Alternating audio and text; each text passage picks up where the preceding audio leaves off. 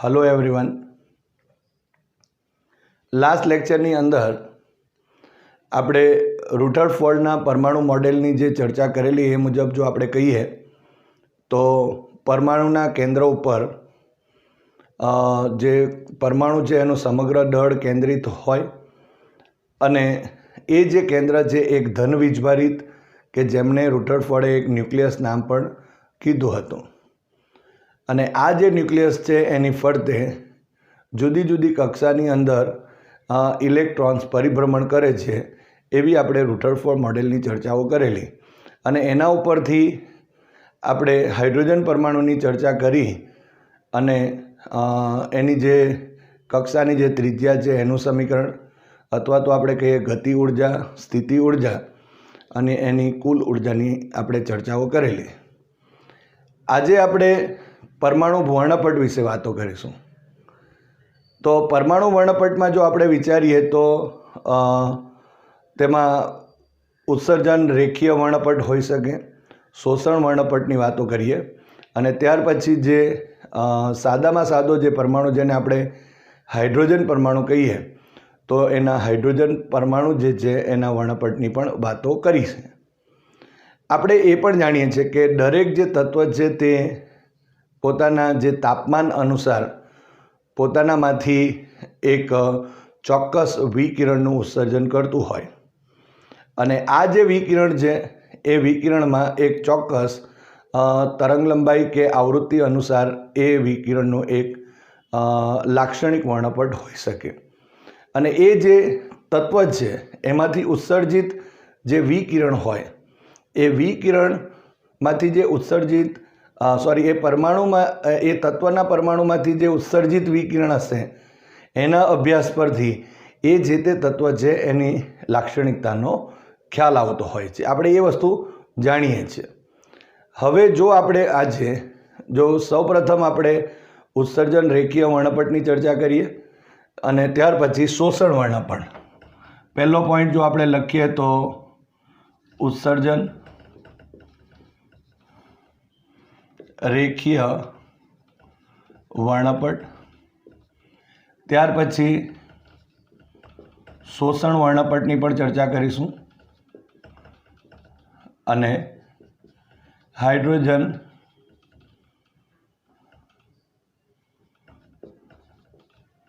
પરમાણુનો વર્ણપટ અને એની અંદર જો આપણે વાતો કરીએ તો વર્ણપટ શ્રેણી આવશે।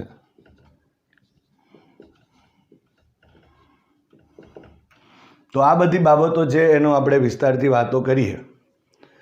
હવે આપણે જો નીચા દબાણે કોઈ એક પરમાણુક વાયુ હોય અથવા તો બાષ્પ હોય અને એમાંથી જો વિદ્યુત પ્રવાહ જો પસાર કરવામાં આવે તો એ જે પરમાણુક વાયુ છે એ પરમાણુક વાયુ ઉત્તેજિત થતું હોય અને ઉત્તેજિત થઈ અને અમુક ચોક્કસ તરંગલંબાઈ ધરાવતા અથવા તો આવૃત્તિ ધરાવતું એક વિકિરણ ઉત્સર્જિત કરતું હોય તો આ જે વિકિરણ છે એ વિકિરણને આપણે અહીં ઉત્સર્જન રેખીય વર્ણપટ કહીએ છીએ। અને બીજી એક વાત જો કહીએ કે ધારો કે એ જે ઉત્સર્જિત વિકિરણ હશે એ ઉત્સર્જિત વિકિરણની અંદર અમુક ચોક્કસ તરંગલંબાઈ કે આવૃત્તિ અનુસાર એક વર્ણપટ મળતો હોય જેને આપણે ઉત્સર્જન રેખીય વર્ણપટ કહી શકાય। હવે આ જે વર્ણપટ છે એના ઉપરથી એ જે તે આપણા પાસે જે વાયુ છે એટલે કે કોઈ પણ વાયુનો જ્યારે ઉત્સર્જન વર્ણપટનો અભ્યાસ કરવામાં આવે તો એના ઉપરથી એ જે વાયુ છે એ વાયુની ઓળખ પણ થતી હોય છે અથવા તો એમ કહી શકાય કે એ જે વાયુ છે એની લાક્ષણિકતાનો આપણને ખ્યાલ આવે છે। કારણ કે જુદા જુદા જો વાયુ હશે અને એને જો આ રીતે નીચા દબાણે એ પરમાણુક વાયુમાંથી જો વિદ્યુત પ્રવાહ પસાર કરીને એને ઉત્તેજિત કરીએ તો એમાંથી ઓબ્વિયસલી વિકિરણનું ઉત્સર્જન થવાનું છે અને એ વિકિરણમાં તરંગલંબાઈ કે આવૃત્તિ અનુસાર આપણે અમુક ચોક્કસ તરંગલંબાઈનો એક વર્ણપટ આપણને મળતો હોય। તો એનો જો અભ્યાસ થાય તો એના ઉપરથી આપણે જુદા જુદા વાયુ છે એની આપણે ઓળખ પણ કરી શકીએ અને સાથે સાથે એની કઈ પ્રકારની લાક્ષણિકતાઓ છે એ પણ જાણી શકાય. તો એવો જે વર્ણપટ છે જેને આપણે ઉત્સર્જન વર્ણપટ કહેવામાં આવે. બીજો જે પોઈન્ટ છે તેને આપણે શોષણ વર્ણપટ કહીશું. હવે શોષણ વર્ણપટ એટલે શું એની પણ આપણે ચર્ચા કરીએ.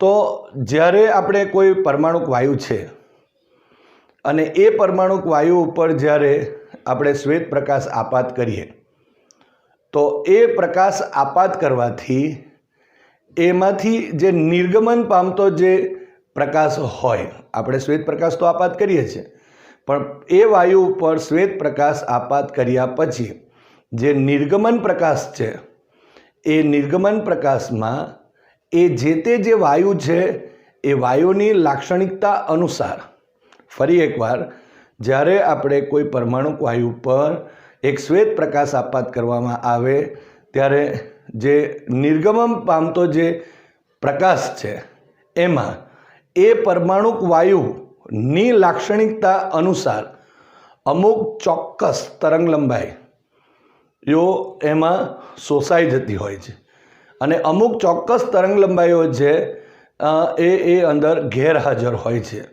તો એ નિર્ગમન પામતા જે આપણને વર્ણપટ જ્યારે મળે ત્યારે એની અંદર જે રેખાઓ જે મળે છે, વર્ણપટ રેખાઓ મળે એ અપ્રકાશિત હોય અથવા તો કાળા રંગની હોય.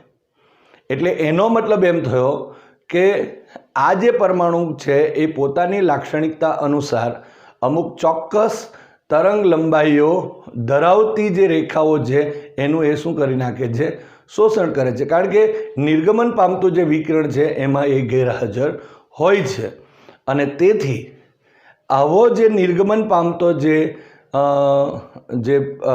વર્ણપટ છે બરાબર, એ વિકિરણનો જે વર્ણપટ છે એને આપણે પરમાણુનો શોષણ વર્ણપટ કહીએ છીએ.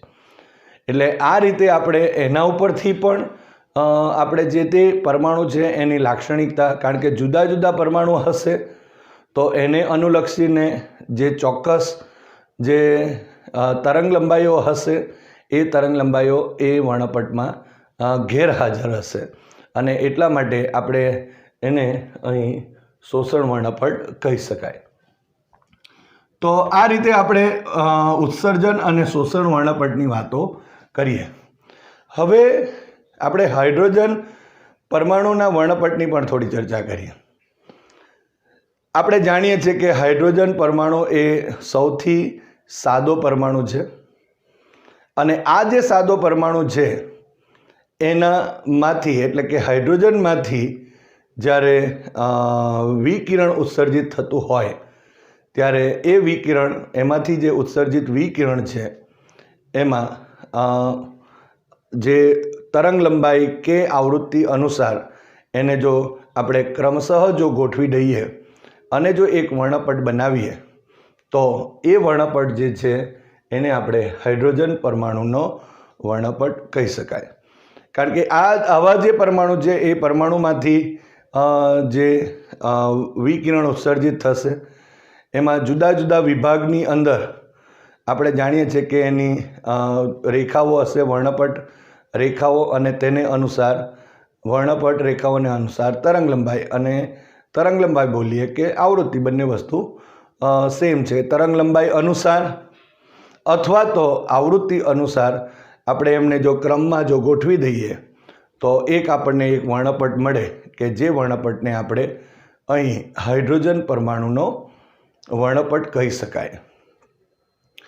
હવે આ રીતે જે હાઇડ્રોજન પરમાણુમાંથી જે ઉત્સર્જિત વિકિરણ છે એના એ જે પરમાણુ વર્ણપટ જે છે એ પરમાણુના અમુક ચોક્કસ તરંગલંબાઈ કે ચોક્કસ આવૃત્તિ અનુસાર એને એક ચોક્કસ સમૂહમાં, એક ગ્રુપમાં મૂકી દેવામાં આવે.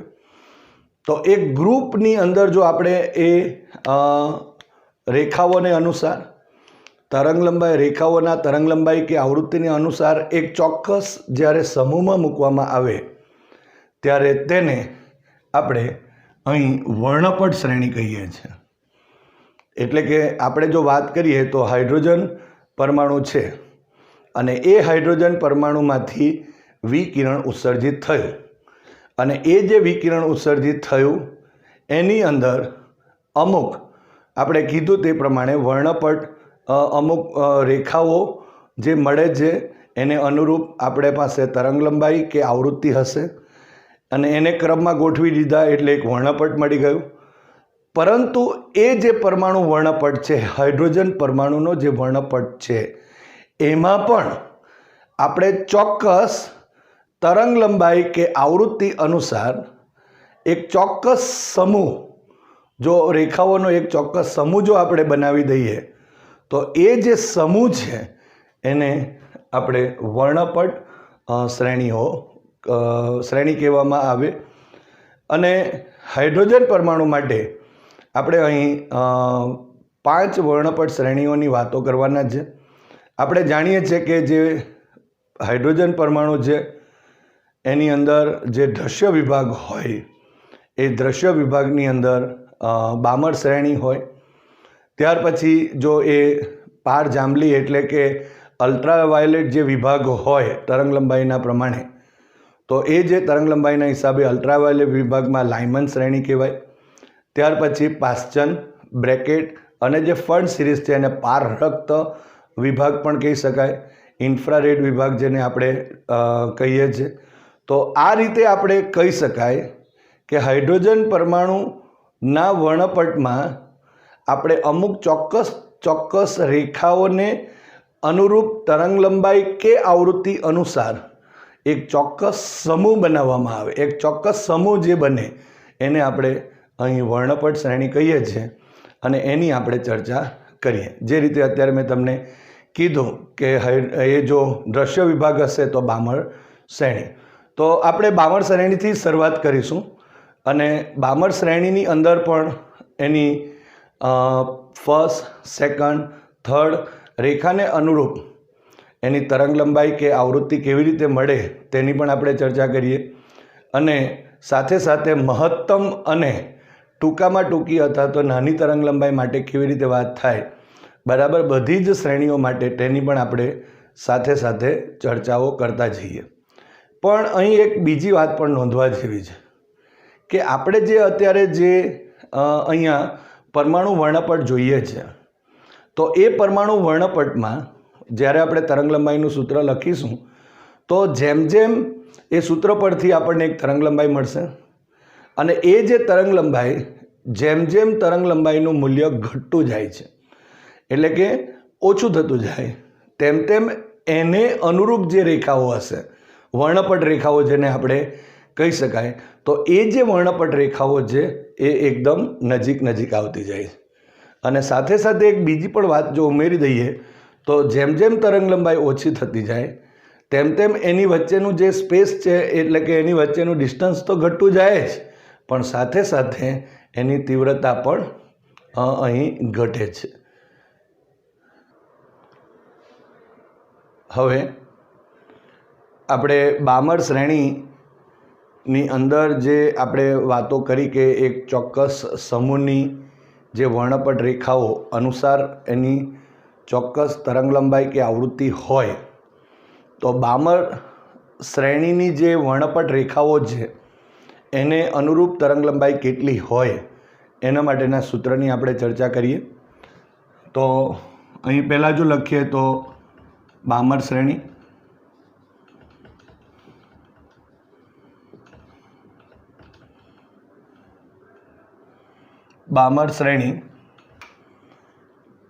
અને આપણે જાણીએ છીએ કે એ જે છે એ દ્રશ્ય વિભાગમાં હોય।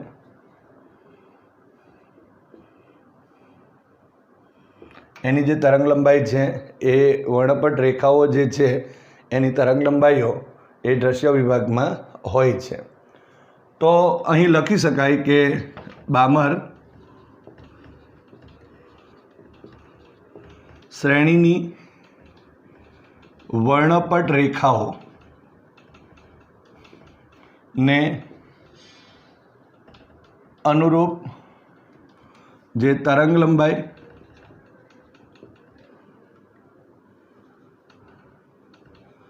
તરંગલંબાઈનું સૂત્ર. તો અહીં લખી શકાય 1/λ r કૌંસમાં 1/2² માઇનસ 1/n². જ્યાં આપણે લેમ્બડા ઇઝ ઇક્વલ ટુ તરંગલંબાઈ થશે, ત્યાર પછી આર જેને આપણે રીડબર્ગ કોન્સ્ટન્ટ કહીએ છીએ, એને રીડબર્ગ અચળાંક એમ કહીશું, અને એની જે કિંમત છે આરની કિંમત એ 1.097 × 10⁷ અને મીટર ઇન્વર્સ હોય છે. અને અહીં એન જે છે A N is equal two પૂર્ણાંક સંખ્યા, જે પૂર્ણાંક મૂલ્ય થશે, અને એની કિંમતો રનિંગ ફ્રોમ 3, 4, 5 ... એ અનંત સુધી હોઈ શકે. તો આ રીતે આપણે અહીં કહી શકાય કે જે હાઇડ્રોજન પરમાણુ છે એ હાઇડ્રોજન પરમાણુની વર્ણપટ છે એની પહેલી વર્ણપટ શ્રેણી, જેને આપણે બામર શ્રેણી જે દ્રશ્ય વિભાગમાં મળે છે, અને એની જે દ્રશ્ય વિભાગમાં મળતી જે વર્ણપટ શ્રેણીની જે વર્ણપટ રેખાઓ છે એને અનુરૂપ જે તરંગલંબાઈ છે તે અહીં જો આપણે લેમ્બડાનું સૂત્ર લખીએ તો 1/λ is equal to r 1/2² minus 1/n², જ્યાં n is running from 3, 4, 5 ... infinity સુધી હોઈ શકે. હવે આમાં જે n ઇઝ ઇક્વલ ટુ જે 3 જે લઈએ ત્યારે આપણે એને બામર શ્રેણીની પ્રથમ રેખા કહેવામાં આવે છે. અહીં બધા જ જ્યારે વર્ણપટ શ્રેણીની આપણે વાતો કરીશું, એ લાઇમન હોય, પાસ્ચન બ્રેકેટ કે ફંડ સિરીઝની આપણે વાતો કરતા હોઈએ, ત્યારે જ્યારે n ઇઝ ઇક્વલ ટુ જે પહેલો અંક હશે એને આપણે પ્રથમ શ્રેણી કહીએ છીએ, અથવા તો એને આલ્ફા H∝1 એટલે બામનની H∝ કહેવાય, H∝β કહેવાશે, H∝γ કહેવાશે, અને H∆ એવી રીતે આપણે નામ આપી શકીએ છીએ. અને અહીં જે પહેલો આપણો અંક હશે, ધારો કે અહીં જો આપણે કહીએ n બરાબર 3 છે, તો એને અનુરૂપ જે તરંગલંબાઈ મળશે એ મહત્તમ તરંગલંબાઈ હોય છે. એટલે જો આપણે કહેવી હોય તો મહત્તમ તરંગલંબાઈ માટે અહીં n બરાબર 3 માટે બામર શ્રેણીની મહત્તમ તરંગલંબાઈ આપણે મેળવી શકીએ. અને જ્યારે આપણે ટૂંકામાં ટૂંકી જ્યારે વાતો કરતા હોય, એટલે ટૂંકામાં ટૂંકી જે તરંગલંબાઈ જે વાતો કરીએ, અથવા તો નાનામાં નાની આપણે તરંગલંબાઈની જ્યારે ચર્ચા કરીએ ત્યારે n ઇઝ ઇક્વલ ટુ અહીં ઇન્ફાઇનિટી લેવામાં આવે છે. તો આપણે બામર શ્રેણી માટે સૌપ્રથમ H∝ એટલે કે n બરાબર 3 માટે H∝ રેખા, H∝β માટે આપણે અહીં n ઇઝ ઇક્વલ ટુ 4 ત્યારે H∝β રેખા કહેવામાં આવે છે બામર શ્રેણીની, બરાબર. તો એના માટેની જે તરંગલંબાઈ છે એ આપણે અહીં મેળવીએ, અને ત્યારબાદ આપણે ટૂંકામાં ટૂંકી જે તરંગલંબાઈ છે એને પણ આપણે બામર શ્રેણી માટે મેળવીશું. તો સૌપ્રથમ આપણે જો અહીંયા જોઈએ તો પહેલો પોઈન્ટ આપણે લખી દઈએ, બામર શ્રેણીની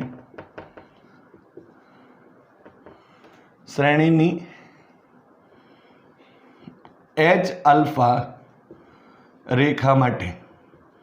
તો અહીં લખી શકાય n ઇઝ ઇક્વલ ટુ કેટલા 3 લેતા, અથવા તો અહીં જે આપણને તરંગલંબાઈ મળશે એને આપણે મહત્તમ તરંગલંબાઈ પણ બામર શ્રેણીની મહત્તમ તરંગલંબાઈ ધરાવતી રેખા માટે, અથવા તો H∝ રેખા માટે, અથવા તો બામર શ્રેણીની પ્રથમ વર્ણપટ રેખા જે છે તેના માટે આવું પણ આપણે કહી શકાય.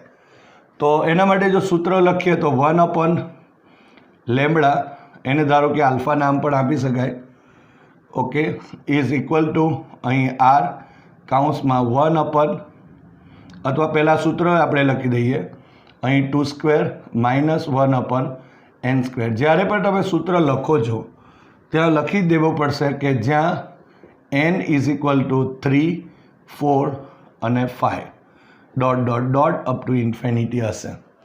જ્યારે પણ આ સૂત્ર લખીએ ત્યારે આ કન્ડિશન લખવી જરૂરી છે. કદાચ આ સવાલની અંદર પણ આવી શકે છે, દાખલાની અંદર પણ જ્યારે તમને પૂછાય ત્યારે આ એને જે કન્ડિશન છે એનની એ પ્રોપર લખવી જ પડે, નહીંતર માર્ક્સ કપાઈ જાય છે અહીંયા.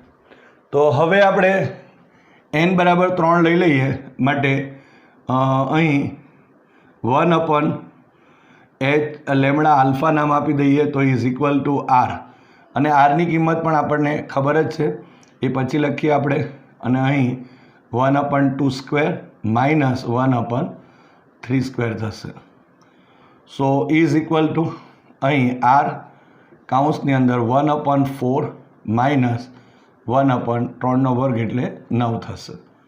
સો r is equal is equal to r, અને અહીં 9 ગુણ્યા 4 36, 36. અહીંયા જો આપણે લસાવો લઈ લઈએ તો અહીં 9 - 4 થશે. સો અહીં 9 - 4 is equal to 5r divided by 36 થશે. સો અહીં 1/λ આલ્ફા એટલે બામર શ્રેણીની h આલ્ફા રેખા માટે અથવા પ્રથમ રેખા માટે જો આપણે લેમડા લઈએ તો હવે ઉલટાવી દઈએ તો lambda alpha is equal to 36 divided by 5r થશે. હવે કિંમત એડ કરી દઈએ તો 36 ડિવાઇડેડ બાય અહીં 5 ઇન્ટુ 1. અહીં તમે જોઈ શકો છો 1.097 ઇન્ટુ 10⁷ મીટર ઇનવર્સ, 097 ઇન્ટુ 10⁷. સો આ જો આપણે લખીએ અહીંયા તો 10⁷, એટલે ઉપર જો આપણે લખીશું તો 10⁻⁷ થશે. હવે આનું કેલ્ક્યુલેશન કરી દઈએ તો 36 divided by 5 divided by 1.097. So is equal to અહીં 6.563 અને 4 થશે. તો અહીં જો આપણે લખીએ તો નેનોમીટરમાં આ જે મળશે તે આપણને મીટરમાં મળે છે. અહીં જો આપણે લેમડા આલ્ફા લખીશું તો હવે નેનોમીટરમાં જો આપણે ફેરવવું હોય તો આ દશાંશ ચિહ્નને 2 સ્ટેપ આ તરફ ખસેડવા પડશે, એટલે 656.34 અને ઇન્ટુ 10⁻⁹ મીટર, અને 10⁻⁹ metre is equal to 1 nanometre. So is equal to 656 અને 0.34 નેનોમીટર થશે. તો આ આપણે જે તરંગ લંબાઈ મેળવેલ છે એ તરંગ લંબાઈ એ બામર શ્રેણીની h આલ્ફા રેખા એટલે કે પ્રથમ રેખા માટેની તરંગ લંબાઈ છે. હવે એ જ રીતે આપણે અહીં n બરાબર જ્યારે 4 મૂકીશું ત્યારે h બીટા રેખા માટે આપણે મળશે. એ જ રીતે n બરાબર 5 મૂકીએ તો એના માટે આપણે h ગેમા અને ત્યાર પછી h ડેલ્ટા, અને આ રીતે આપણને તરંગ લંબાઈ મળતી જશે. અને બીજી એક વસ્તુ અહીંયા જ્યારે તરંગ લંબાઈ અહીં ઘટતી જશે, કારણ કે આ જે અહીં જો લખીએ તો આ જે કિસ્સો છે એ મહત્તમ તરંગ લંબાઈ માટે એવું પણ લખી શકાય, મહત્તમ તરંગ લંબાઈ માટે. આ મહત્તમ તરંગ લંબાઈની વાતો થઈ ગઈ, બરાબર. હવે આપણે h બીટા માટે પણ મેળવીએ, પણ તે પહેલાં એક બીજી પણ વાત કે જેમ જેમ તરંગ લંબાઈ ઘટતી જશે તેમ તેમ એની વચ્ચેનું જે ડિસ્ટન્સો હોય, વર્ણપટની અંદર રેખાઓ વચ્ચેનું જે ડિસ્ટન્સ હોય એ ઘટતું જાય છે. અને જ્યારે ટૂંકામાં ટૂંકી એટલે કે ઇન્ફાઇનિટી n ઇઝ ઇક્વલ ટુ ઇન્ફાઇનિટી લઈ લઈએ ત્યારે આપણને એક ટૂંકામાં ટૂંકી તરંગ લંબાઈ મળતી હોય ત્યારે તો લગભગ બધી એકબીજા ઉપર સંપાત થયેલી હોય એ રીતે આપણને વર્ણપટ રેખાઓ મળતી હોય છે. તો હવે આપણે બામર શ્રેણીની h બીટા રેખા માટેની તરંગ લંબાઈ મેળવીએ. હવે જે બામર શ્રેણી છે એની h બીટા રેખા માટે એટલે કે દ્વિતીય રેખા માટેની વાતો કરીએ તો બામર શ્રેણીની એચ બીટા રેખા માટે n બરાબર 4 લેતા પાછું એ સૂત્ર લખી દઈએ 1/λ ઇઝ ઇક્વલ ટુ r કૌંસમાં 1/2² માઇનસ 1/n², જ્યાં n ઇઝ ઇક્વલ ટુ 3, 4, 5 ... માટે 1/λ બીટા ઇઝ ઇક્વલ ટુ અહીં r 1/2² માઇનસ 1/4² થશે. સો r કૌંસમાં 1/2² એટલે 4 થયા, 1/4 માઇનસ 1/16, 4નો વર્ગ થયો એટલે 16 થશે. હવે r અહીં તમે જોઈ શકો છો કે 16 લસાવો થયો એટલે 4 વડે અહીં ગુણી દઈએ તો 4 - 1 થયું, તો r કૌંસમાં 3/16 થશે. સો 1/λ બીટા ધારો કે નામ આપી દીધું. માટે બામર શ્રેણીની એચ બીટા રેખા માટે જો આપણે કહીએ જે તરંગ લંબાઈ એ લેમ્બડા બીટા લખી દઈએ અને ઉલટાવી દઈશું તો 16/3r થશે. સો is equal two 16/3 into 1.097 into 10⁻⁷ થયા. સો ઇઝ ઇક્વલ ટુ ઇન્ટુ 10⁻⁻⁷, આ અંશમાં જશે એટલે -7 થયો. હવે કેલ્ક્યુલેશન જો કરીએ તો 16/3 divided by 1.097, so is equal to 4.8617, અને આ જે મળશે તે આપણને લેમ્બડા બીટા આટલા મીટર થયા. માટે જો નેનોમીટરમાં ફેરવવું હોય માટે અહીં જો લેમ્બડા બીટા લખીએ તો ઇઝ ઇક્વલ ટુ પહેલાં તો 486, અહીંથી આ બે સ્ટેપ આ રીતે જમણી બાજુ ખસેડીએ તો 0.17 અને ઇન્ટુ 10⁻⁹ મીટર થયા. So lambda beta is equal to 486 અને 0.17 આટલા નેનોમીટર થશે. તો આ રીતે આપણે અહીં 486.17 નેનોમીટર એ એચ બીટા રેખા માટે અથવા તો એની જે દ્વિતીય રેખા છે એના માટે આપણે લખી શકીએ. તો આ રીતે આપણે જુદી જુદી જે વર્ણપટ રેખાઓ છે એને અનુરૂપ જે તરંગ લંબાઈ હોય એ બામર શ્રેણીની જુદી જુદી વર્ણપટ રેખાઓને અનુસાર આપણે આ સૂત્ર પરથી તરંગ લંબાઈ શોધી શકીએ. અને આના ઉપરથી મળતી જે વર્ણપટ રેખાઓને અનુરૂપ જે તરંગ લંબાઈ હશે ને એ વર્ણપટ રેખાઓ પેલા દ્રશ્ય વિભાગમાં આવતી હોય એ આપણે જાણીએ છીએ. તો આ રીતે આપણે અહીં પહેલાં મહત્તમ તરંગ લંબાઈ માટેની વાતો કરી. હવે આપણે ન્યૂનતમમાં ન્યૂનતમ તરંગ લંબાઈ અથવા તો ટૂંકામાં ટૂંકી જે તરંગ લંબાઈ છે એની પણ આપણે ચર્ચા કરી શકાય. અને આ રીતે તમે જોઈ શકો છો કે જેમ જેમ અહીં એનની કિંમત વધતી જાય છે તેમ તેમ આના મૂલ્યમાં પણ અહીં ઘટાડો દેખાતો હોય છે. એટલે આપણે જે વાત કરી કે જેમ તરંગ લંબાઈ ઘટતી હોય તેમ તેમ એની વચ્ચેનો જે સ્પેસ હોય રેખાઓ વર્ણપટ રેખાઓ વચ્ચેનું જે ડિસ્ટન્સ હોય તે પણ ઘટતું જાય અને એની તીવ્રતામાં પણ ઘટાડો થતો હોય છે. હવે આપણે અહીં બામર જે શ્રેણી છે એ બામર શ્રેણીની આપણે કહી શકાય n ઇઝ ઇક્વલ ટુ ઇન્ફાઇનિટી એટલે કે અનંત રેખા માટે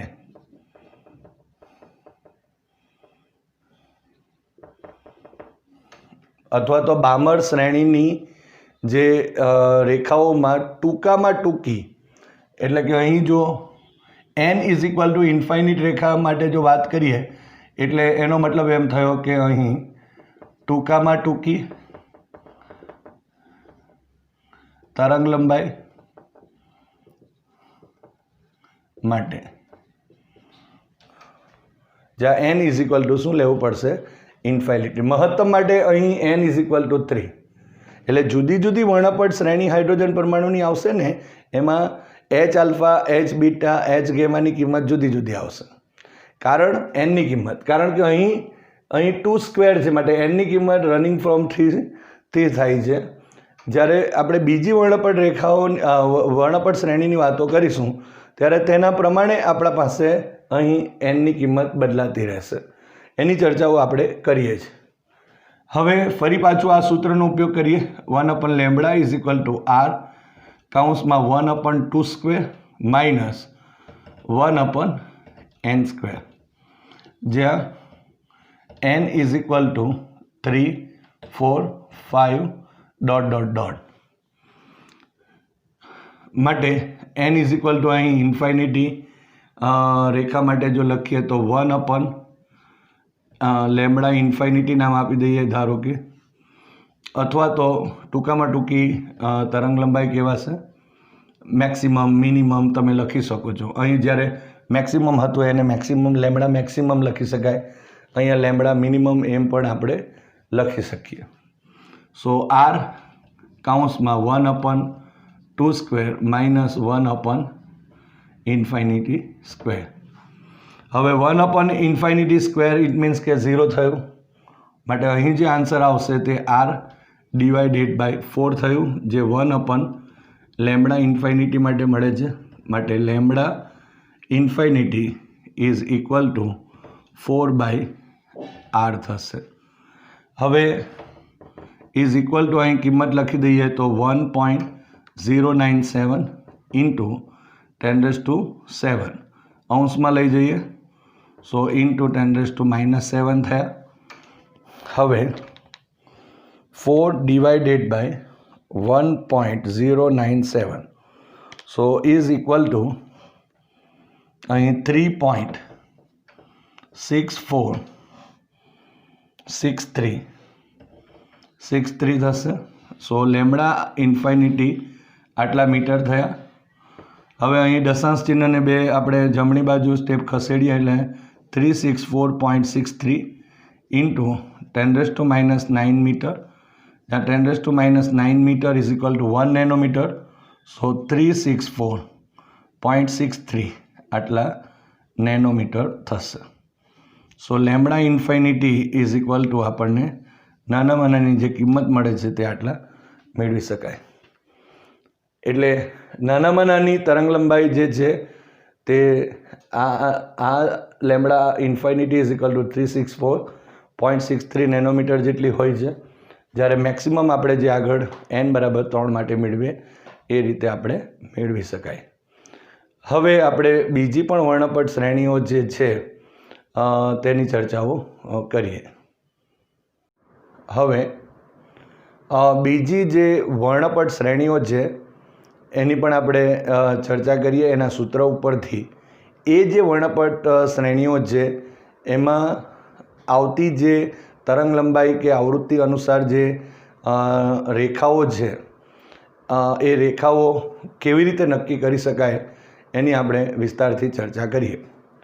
તો પહેલી જો વાત કરીએ તો બામર પછી આપણે જે લાઇમન શ્રેણી નામ આપીશું. લાઇમન શ્રેણી જે આપણે આગળ ચર્ચા કરી તે પ્રમાણે પારજાંબલી વિભાગ અથવા તો પારજાંબલી અથવા અલ્ટ્રાવાયોલેટ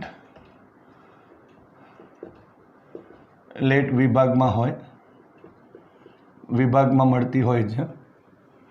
અને એનું જે સૂત્ર છે એ 1/λ ઇઝ ઇક્વલ ટુ r કૌંસમાં 1/1 સ્ક્વેર માઇનસ 1/n સ્ક્વેર અને જ્યાં n is equal two 2 3 4 dot dot dot. તો આની અંદર જો આપણે કહેવું હોય તો એમ કહી શકાય કે અહીં 1/1² છે અને માઇનસ જો આપણે n² લખીએ છીએ અહીં, એટલે -1/n² લખીએ જ્યાં n ઇઝ ઇક્વલ ટુ અહીં જ્યારે 2 હશે તે લાઇમન શ્રેણીની અહીં પ્રથમ અથવા તો H આલ્ફા રેખા મળે એમ કહી શકાય. જે રીતે બામરની અંદર આપણે ચર્ચાઓ કરી તે રીતે તો અહીં લખી શકાય કે જો n બરાબર જો 2 હોય તો અહીં આપણે લખી શકીએ લાઇમન શ્રેણીની H આલ્ફા રેખા મળે. એ જ રીતે n ઇઝ ઇક્વલ ટુ 2 માટે લખી શકીએ, 3 માટે લખી શકાય કે આ હોય તો લાઇમન શ્રેણીની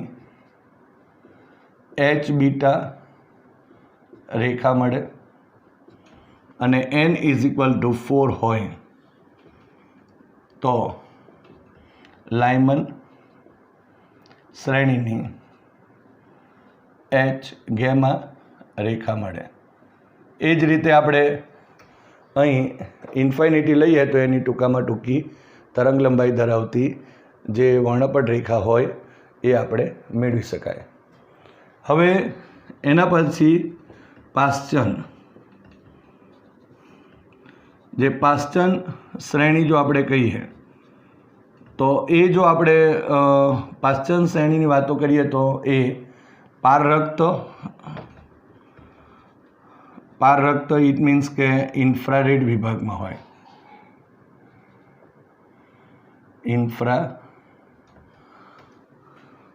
ઇન્ફ્રારેડ વિભાગમાં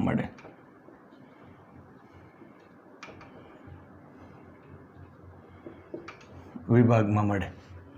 ઓકે, એના માટેના સૂત્રની પણ ચર્ચા કરીએ તો 1 અહીં lambda is equal to r, જ્યાં દરેક જગ્યા ઉપર r એટલે રીડબર્ગ કોન્સ્ટન્ટ છે જેની કિંમત આપણે લખી દે.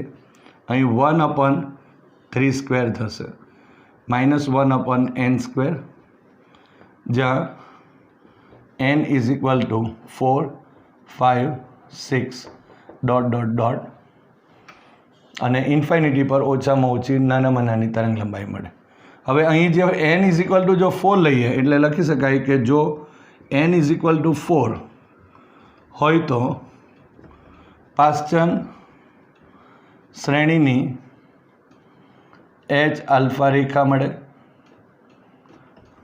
n ઇઝ ઇક્વલ ટુ 5 હોય તો પાશ્ચન શ્રેણીની H બીટા રેખા મળે.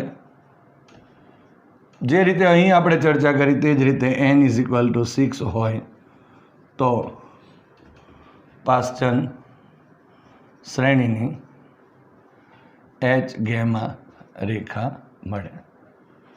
તો આ રીતે આપણે અહીં જે વર્ણપટ રેખાઓ જે છે એને અનુરૂપ તરંગ લંબાઈ મેળવી શકીએ. હવે બ્રેકેટ શ્રેણી,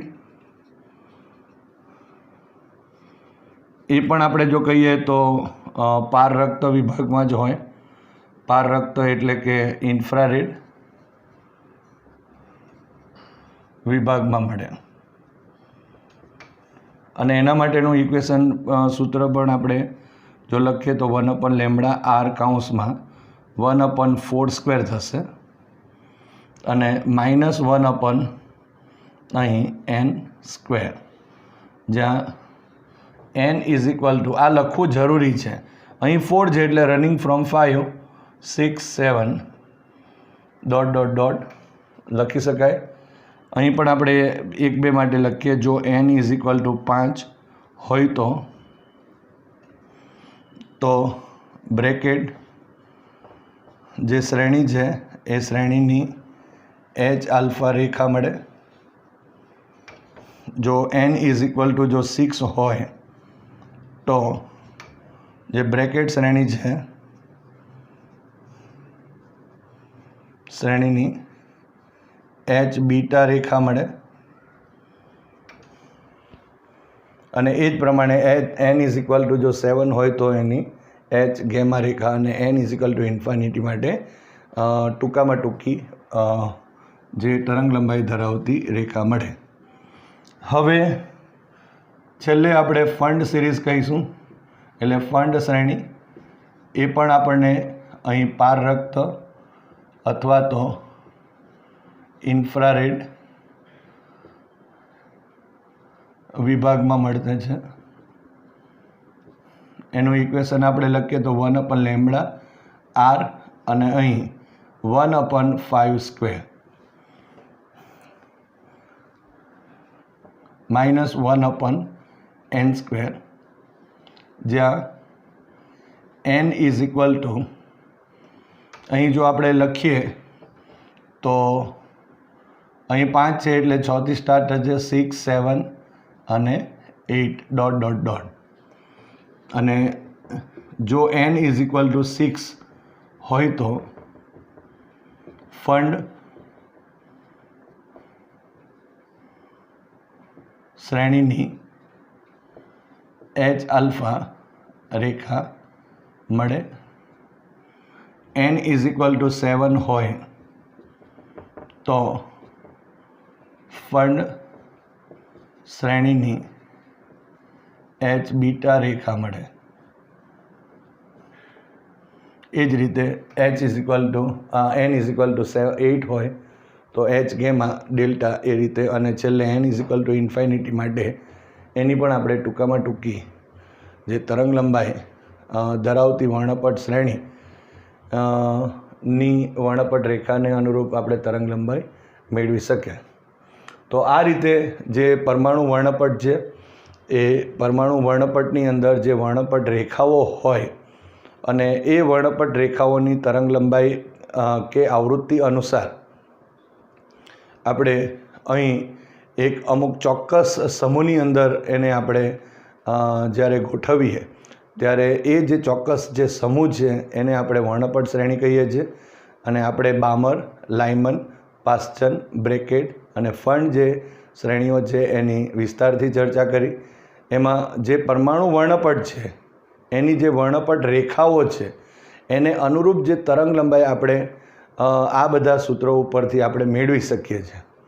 પરંતુ એને અનુરૂપ આવૃત્તિ કેટલી છે એ શોધવું હોય તો આપણે જાણીએ છીએ C is equal to f lambda, અને એનો ઉપયોગ કરી આપણે આ દરેક સૂત્રની અંદર C is equal to f lambda, so 1/λ is equal to f/c કરી અહીંયા કિંમત એડ કરીને આપણે આવૃત્તિ પણ શોધી શકાય, અથવા C is equal to f લેમ્બડાનો આપણે ઉપયોગ કરી શકાય છે.